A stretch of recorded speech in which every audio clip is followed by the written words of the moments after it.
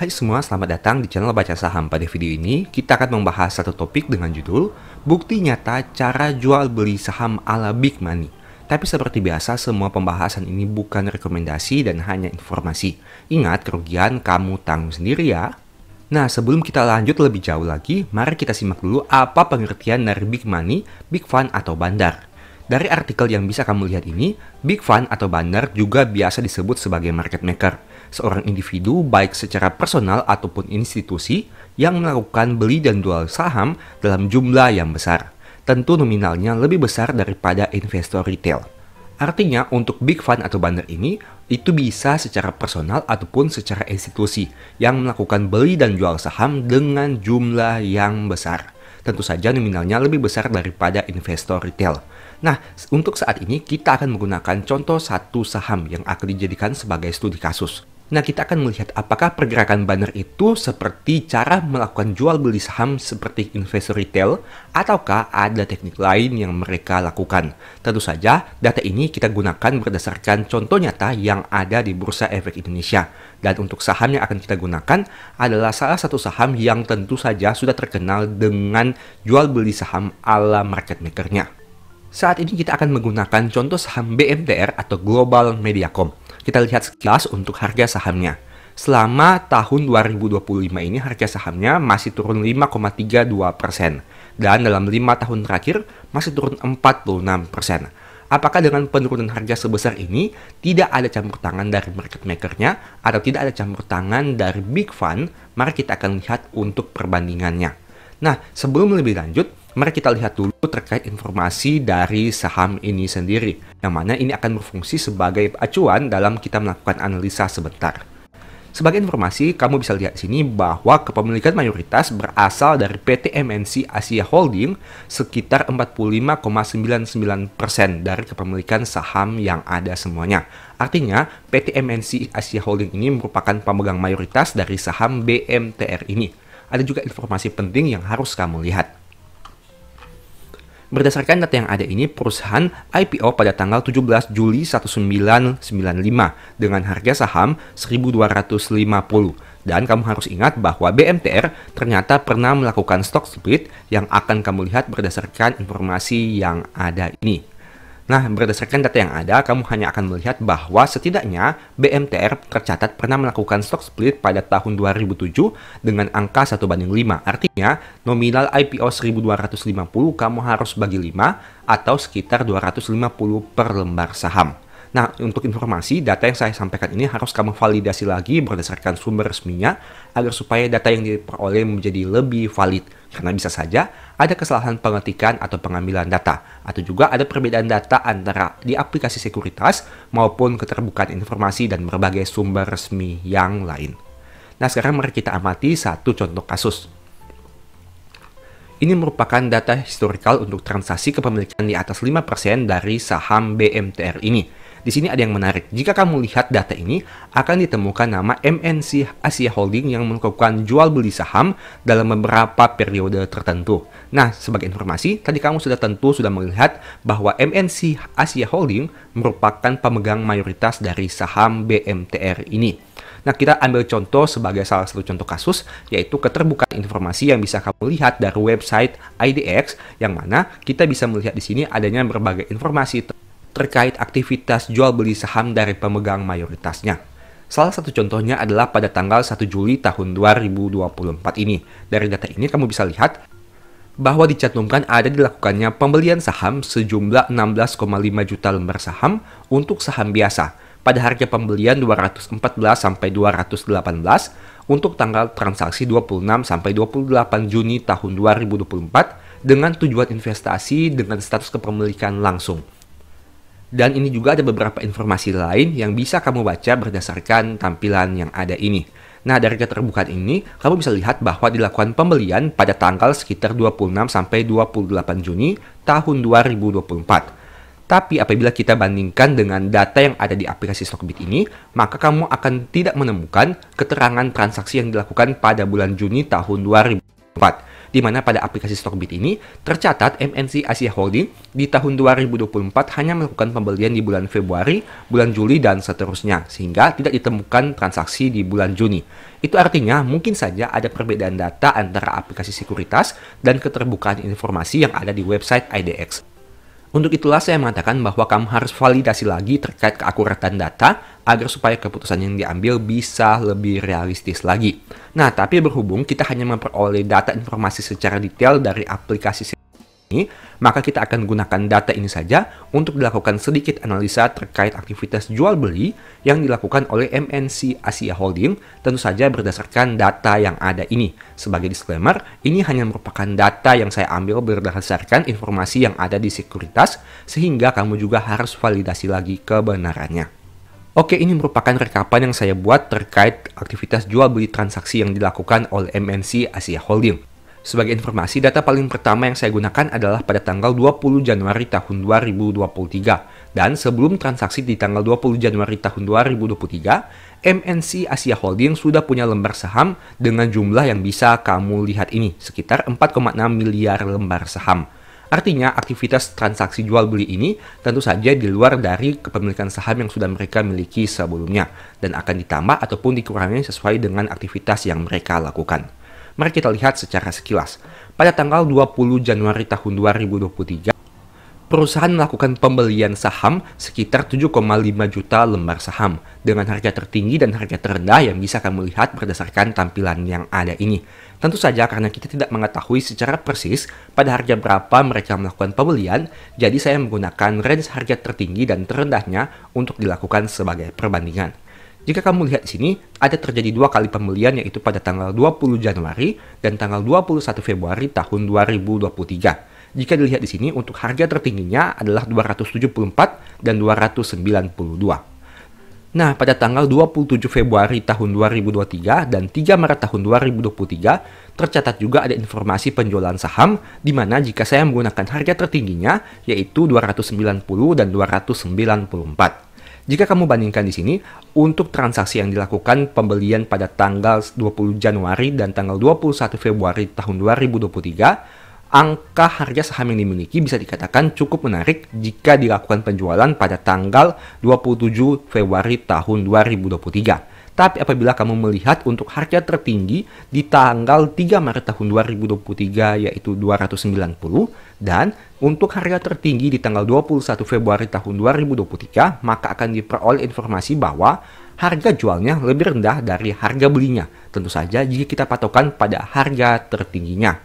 Mungkin apabila melihat dari harga terendahnya yaitu 286, memang perusahaan masih menghasilkan keuntungan jual beli saham jika menjual di harga tertingginya. Tapi jika melihat dari posisi harga tertinggi 292, angka ini lebih tinggi dibandingkan harga jual 290. Kita lanjut untuk perbandingan selanjutnya. Pada tanggal 13 Juli tahun 2023, harga tertingginya adalah 366 dan harga terendahnya 340. Pada tanggal 16 Februari tahun 2024 dan 11 Juli tahun 2024, tercatat penjualan yang dilakukan oleh perusahaan. Berdasarkan data yang ada di aplikasi ini, saya kemudian mencari berapa harga tertinggi dan terendah untuk transaksi saham di tanggal tersebut. Jika kamu lihat di sini, baik harga tertinggi maupun terendah di tanggal tersebut tentu lebih rendah dibandingkan harga pembelian di tanggal 13 Juli tahun 2023. Nah, ini menjadi arti bahwa untuk Big Money seharusnya kita tidak boleh melihat dari sisi tanggal berapa dia beli dan tanggal berapa dia jual. Karena untuk angka tersebut, maka kamu akan melihat di sini adanya penurunan harga jika dibandingkan untuk harga belinya yang sebanyak 366 jika diasumsikan dengan harga tertinggi dan harga jualnya yang hanya sekitaran 200-an rupiah saja. Apakah itu berarti Big Money ini melakukan penjualan rugi untuk saham-saham yang mereka miliki? Saya rasa tidak, karena saya juga merasa bahwa mereka tentu saja mencari keuntungan dari setiap aktivitas jual beli yang mereka lakukan. Nah, ada juga poin menarik yang bisa kamu lihat di sini. Pada tanggal 11 Juli tahun 2024, tercatat adanya penjualan saham sekitar 56 juta lembar saham. Pada tanggal 12 Juli tahun 2024, tercatat adanya pembelian sebanyak 56 juta lembar saham. 15 Juli adanya penjualan saham sebanyak 56 juta lembar saham. 16 Juli ada pembelian lagi 56 juta lembar. 5 Agustus ada penjualan saham 56 juta lembar. 6 Agustus ada pembelian lagi 56 juta lembar, 19 Agustus ada penjualan saham 56 juta lembar, dan 21 Agustus ada pembelian saham 56 juta lembar saham. Artinya di sini ada beberapa kali transaksi dengan lembar saham yang sama. Contohnya seperti pada tanggal 12 Juli tahun 2024 dengan harga tertinggi 228 dan harga terendah 222. Apabila kita asumsikan perusahaan melakukan pembelian pada range harga ini dan melakukan penjualan pada range harga ini, begitu juga dengan pembelian pada range harga 232 dan 224, serta penjualan saham pada 220 dan 204, tentu saja hasilnya menurut saya tidak akan terlalu maksimal. Untuk itu, saya sendiri berpendapat bahwa untuk aktivitas transaksi yang dilakukan oleh Big Fund ini, maka kita tidak boleh berpatokan pada tanggal berapa dia beli dan tanggal berapa dia jual. Tidak seperti retail yang melakukan pembelian pada hari tertentu dan melakukan penjualan, tentu saja untuk mekanisme jual beli big money, mereka punya alur berpikir yang berbeda. Entah itu menjual saham yang sudah dibeli beberapa waktu sebelumnya, ataukah adanya pembelian saham yang dilakukan secara akumulasi sedikit demi sedikit kemudian dilakukan penjualan sekaligus. Kita tidak tahu secara pasti seperti apa, tapi setidaknya dari data ini, berdasarkan aplikasi sekuritas yang kamu bisa lihat informasinya, kamu akan dapatkan bahwa untuk transaksi jual beli yang dilakukan dari hari ke hari, maka untuk harga tertinggi dan terendahnya terkadang menghasilkan kerugian. Sehingga saya berpendapat bahwa ada mekanisme lain yang dilakukan oleh mereka dengan cara misalkan seperti yang tadi saya katakan, mereka sudah membeli dari jauh-jauh hari sebelumnya dan kemudian melakukan penjualan saat harga mengalami kenaikan yang signifikan. Tentu saja semuanya hanya berdasarkan asumsi dan prediksi saja, karena tidak ada yang tahu secara persis bagaimana mekanisme mereka melakukan jual dan beli. Nah, dari video ini ada 4 kesimpulan yang kita peroleh. Pertama, Big Money punya strategi sendiri dalam melakukan beli dan jual saham dengan harga yang tidak bisa diketahui secara persis. Tentu saja berdasarkan data yang kita lihat tadi, kita tidak bisa menemukan angka persis secara hitung-hitungan apakah mereka melakukan pembelian saham pada tanggal 10 misalnya, dengan melakukan penjualan pada tanggal 11 dengan saham yang dibeli pada tanggal 10 itu. Karena ada terkadang harga saham di tanggal 11 itu lebih rendah dari harga pembelian di tanggal 10. Nah, itulah alasan pertama kenapa saya mengatakan bahwa Big Money punya strategi sendiri dalam melakukan beli dan jual saham, dan harganya tidak diketahui secara persis. Kedua, transaksi jual beli Big Money tentu berbeda dengan retail seperti kita, karena mereka biasanya sudah punya barang di harga rendah. Seperti yang saya katakan tadi, sebelum transaksi pada tanggal 20 Januari 2023, MNC Asia Holding tercatat sudah punya lembar saham sebanyak 4,6 miliar lembar saham. Tentu saja, biasanya dengan harga saham yang mungkin lebih rendah dari harga yang diperdagangkan saat video ini dibuat. Nah, itu artinya bahwa bisa saja untuk penjualan yang mereka lakukan bukan berasal dari pembelian yang mereka lakukan dari tampilan ini, tapi untuk saham-saham yang sudah mereka peroleh sebelumnya. Poin ketiga, jika retail seperti kita hanya mengikuti jual beli Big Money dari informasi keterbukaan informasi ataupun sekuritas, tidak menjamin pasti profit. Saya sudah mengatakan contohnya seperti ini. Pada tanggal 13 Juli tahun 2023, tercatat adanya pembelian yang dilakukan dengan apabila kita melihat pada harga saham, range-nya sekitar 340 sampai 366 dari aplikasi sekuritas. Tapi setelah itu, mereka melakukan penjualan pada harga yang lebih rendah dari harga tanggal 13 Juli. Nah, itu artinya kita tidak bisa berpatokan pada aktivitas jual beli yang mereka lakukan, karena seperti yang sudah saya katakan tadi, mungkin saja mereka sudah punya barangnya pada harga yang lebih rendah dari harga beli yang mereka lakukan saat itu. Dan poin keempat, mekanisme jual beli Big Money bukanlah secara polos. Hari ini beli, besok jual barang yang dibeli hari ini. Ini juga sudah saya katakan tadi. Karena itu, kita harus melihat secara pasti bagaimana kita bisa yakin terkait harga saham perusahaan tersebut. Menurut saya pribadi, lebih yakin agar kita bisa menganalisa secara mandiri apakah harga tersebut sudah sesuai dengan keinginan kita atau tidak. Jika sesuai, silakan beli. Jika tidak, silakan tunggu dulu.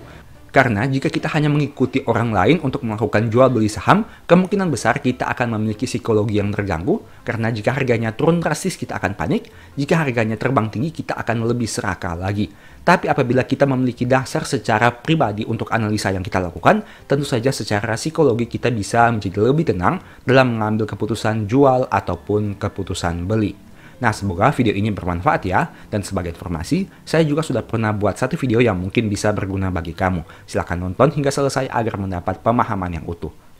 Saya buat judul video yang sama lagi di awal tahun 2025 ini. Apakah kamu sudah mulai berpikir untuk menyerah di pasar saham? Apakah keanehan yang terjadi di pasar saham dalam 1 tahun terakhir ini membuatmu jadi berpikir untuk berhenti beli saham? Tidak bisa dipungkiri, memang dalam 1 tahun terakhir, pasar saham kita cukup sulit diprediksi, di mana banyak hal yang terjadi, yang mana bertolak belakang dengan beberapa pemahaman bahkan pengalaman yang ada. Tapi pertanyaannya, apakah hal itu membuat kita berpikir untuk menyerah saja, ataukah ini dapat dilihat sebagai peluang yang menarik di masa depan? Berikut ini beberapa hal yang menurut saya menjadi alasan banyak orang ingin berhenti dari pasar saham. Silahkan disimak dan di akhir video nanti akan ada kesimpulannya, jadi nonton hingga selesai. Poin pertama, peluang profit yang lebih besar di instrumen yang lain. Sudah menjadi rahasia umum bahwa kripto merupakan salah satu instrumen investasi yang sedang trending topik di tahun 2024 hingga tahun 2025. Bagaimana tidak?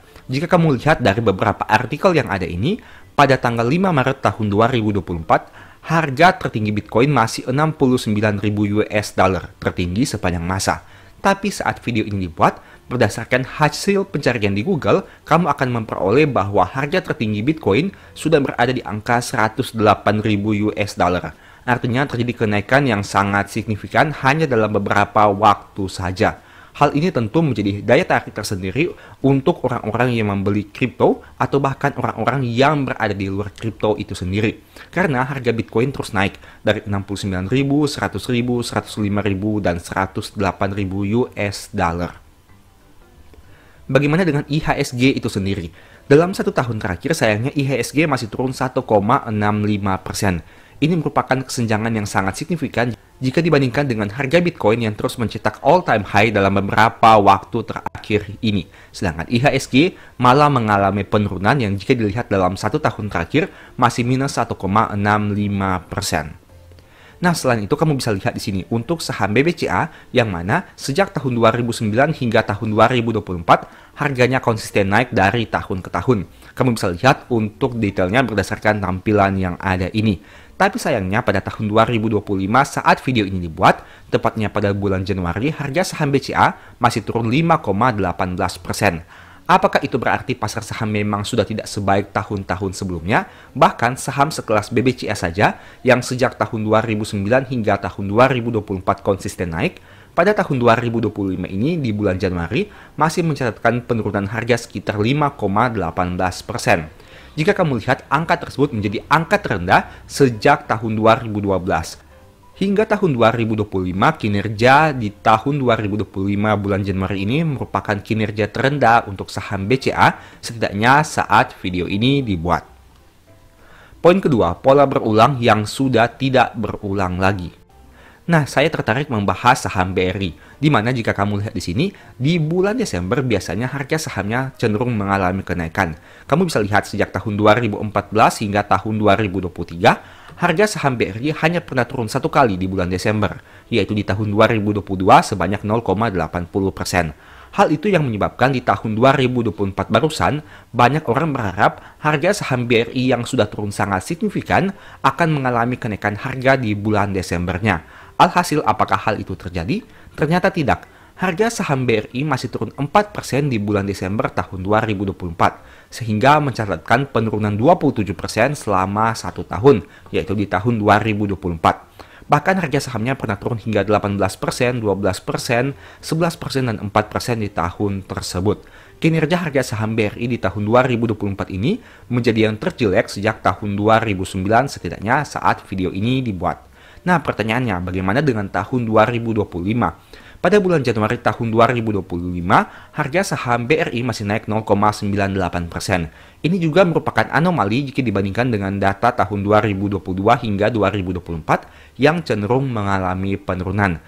Pertanyaannya, bagaimana dengan bulan Februari? Padahal kalau kamu lihat di sini, sejak tahun 2021 hingga 2024, harga saham BRI konsisten mengalami kenaikan bahkan cukup menarik dengan angka yang sangat signifikan dibandingkan tahun-tahun sebelumnya. Seperti di tahun 2021 yang naik 12%, 2022 yang naik 11%, dan 2024 yang naik 7,4%. Bagaimana dengan tahun 2025? Apakah akan mengulangi pola yang sama yang terjadi sebelumnya? Tapi kamu juga harus mengantisipasi hal terburuk. Mengingat seperti di tahun 2024, tidak mengulangi pola yang sama di tahun 2023 yang mengalami kenaikan harga saham signifikan. Selain itu di bulan Januari juga, pada tahun 2025 tidak mengulangi pola yang sama di tahun 2022 hingga tahun 2024. Sehingga untuk bulan Februari ini sendiri kamu juga harus mengantisipasi apabila kemungkinan terburuk itu terjadi, di mana tidak mengulangi pola yang sama sejak tahun 2021 hingga 2024 juga.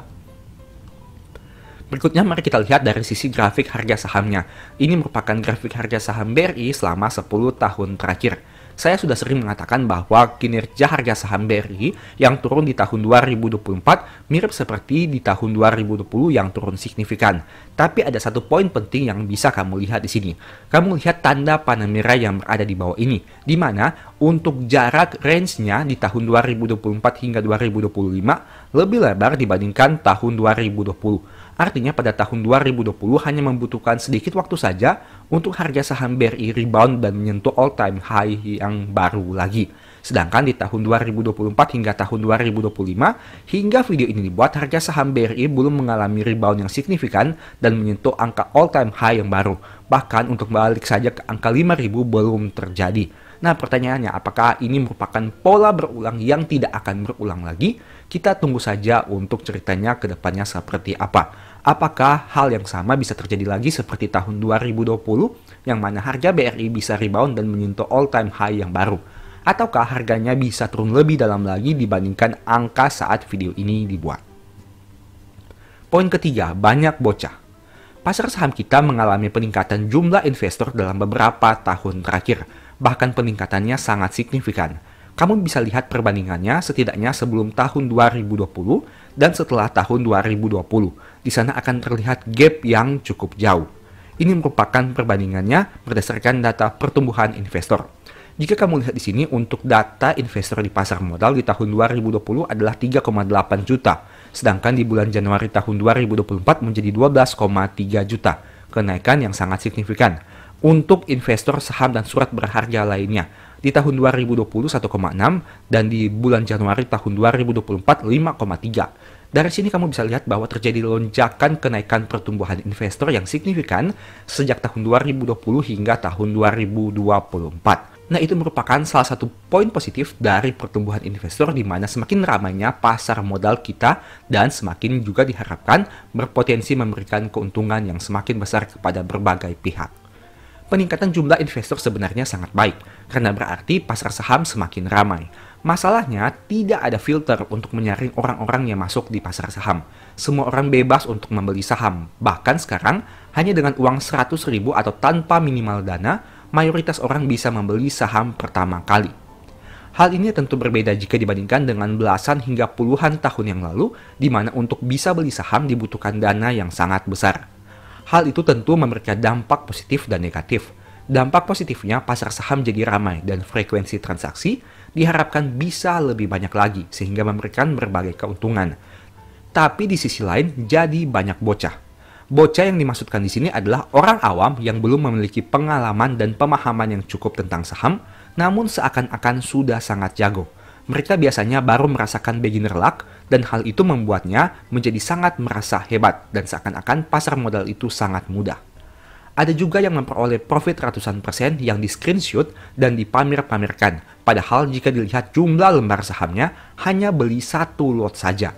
Karena yang dipamerkan hanya persentase profitnya, padahal secara total portofolio hanya naik secuil.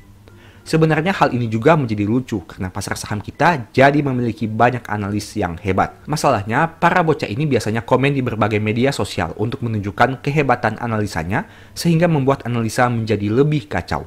Alhasil, para pemula yang benar-benar ingin mulai belajar saham dengan serius malah bisa terpengaruh dan pada akhirnya jadi salah langkah juga. Di sisi lain, banyak orang jadi malas melihat berbagai pembahasan tentang saham karena banyak bocah yang berisik di media sosial dengan hasil analisanya yang berhasil mencapai profit besar dengan membeli satu lot saham saja. Poin keempat, posisi market cap sudah berbeda. Ini merupakan posisi market cap dalam 10 posisi terbesar yang saya kutip saat video ini dibuat pada tanggal 31 Januari tahun 2025. Kamu bisa lihat posisinya. Yang pertama adalah Brent, BBCA, BYAN, BBRI, AMMN, BMRI, DSSA, TLKM, PANI, dan ASII. Nah, jika kamu memasukkan satu unsur lagi, yaitu net income, kamu akan melihat di sini perbedaan yang cukup signifikan, di mana saham BREN memiliki net income 1,3, tapi untuk posisi market cap-nya jauh lebih besar dibandingkan saham BCA yang memiliki net income 54 triliun dan BRI 45 triliun rupiah. Dan sebagai informasi, saat video ini dibuat, baru beberapa saham yang menerbitkan laporan keuangan Q4-nya, sehingga mungkin akan terjadi perbedaan data jika kamu melihat saham-saham yang sudah menerbitkan laporan keuangan Q4 tahun 2024-nya secara keseluruhan.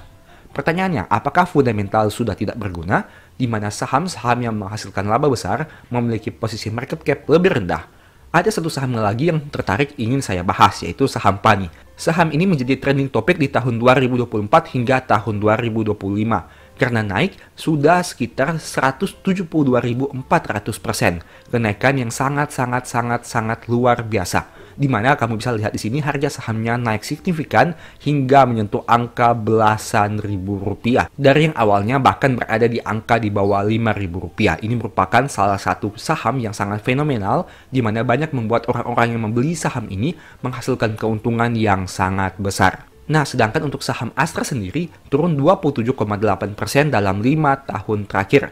Sekarang mari kita bandingkan dari sisi net income-nya. PANI memiliki net income 486, sedangkan Astra memiliki net income 25.854. Nah, tapi untuk saham PANI yang net income-nya jauh lebih kecil menghasilkan capital gain yang sangat luar biasa lebih tinggi. Sedangkan Astra yang net income-nya sangat besar hanya menghasilkan kerugian dalam 5 tahun terakhir, di mana turun 27,8% untuk harga sahamnya.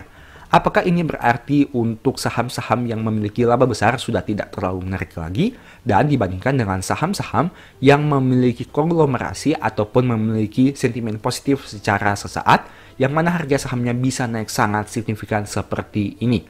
Ini tentu memberikan berbagai keuntungan kepada mereka yang memiliki saham ini dan masih hold dengan harga saham yang sudah naik di atas angka Rp10.000. Poinnya sebenarnya sederhana, pergerakan harga itu ditentukan oleh supply and demand, bukan dari kinerja perusahaan itu sendiri. Artinya semakin banyak permintaan atau orang yang membeli saham itu dengan supply yang sama akan membuat harga saham naik signifikan. Tidak peduli apakah saham itu mencetak laba yang sangat besar atau bahkan mencetak kerugian. Di sisi yang lain, apabila demand atau permintaannya sangat sedikit tapi supply-nya atau penawarannya sangat banyak, meskipun labanya sangat besar, tetap juga sahamnya mengalami penurunan. Ingat, harga saham ditentukan oleh supply and demand. Tapi kembali lagi, berapa banyak orang yang ingin membeli saham yang memiliki fundamental yang kurang baik? Dan berapa banyak orang yang ingin menjual saham yang memiliki fundamental baik? Tentu kita tidak bicara dari sisi jangka pendek, tapi kita melihat dalam sisi jangka panjang. Tapi pada intinya 10 saham yang kita bahas ini yang memiliki market cap sangat besar, semuanya masih mampu menghasilkan net income di tahun 2024 ini. Artinya tidak ada saham yang mencetak kerugian, dan itu berarti dari sisi laba sebenarnya 10 saham ini masih menghasilkan laba yang positif di tahun 2024 ini. Nah, poin berikutnya yang ingin kita bahas adalah return big caps kurang menarik dalam beberapa tahun terakhir.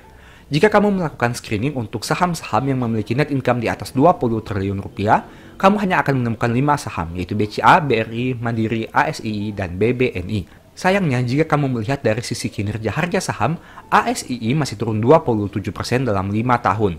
BBRI turun 7,7% dalam 5 tahun, BBNI hanya naik 28% dalam 5 tahun, BBCA naik 35% dalam 5 tahun, dan Mandiri naik 59% dalam 5 tahun. Jika kamu rata-ratakan, sebenarnya angka pencapaian dari 5 saham ini tidak akan sesignifikan jika dibandingkan dengan saham-saham yang lain yang naik puluhan bahkan ratusan persen hanya dalam waktu 1 tahun saja atau bahkan beberapa bulan saja. Pertanyaannya, apakah saham-saham yang difavoritkan sejak lama ini sudah tidak menarik di masa sekarang? Apakah metode beli saham big caps yang menghasilkan laba besar sudah ketinggalan zaman? Kesimpulannya, pertama, kenaikan harga saham big caps dalam beberapa waktu terakhir ini memang cukup terbatas. Banyak saham lain yang harganya terbang, tapi saham lama malah di situ-situ saja bahkan turun. Kedua, saat kondisi ini terjadi ada dua sudut pandang yang bisa dilihat, yaitu apakah berhenti saja dari pasar saham ataukah melihat peluang untuk jangka panjang. Memang tidak ada yang bisa menjamin harga dan kinerja saham besar akan terus naik di masa depan. Tapi jika melihat dari sisi sejarah, hal itu cukup sering berulang. Ketiga, saat harga turun ada dua peluang yang ada, yaitu potensi capital gain jika harga kembali naik dan potensi dividend yield yang semakin besar.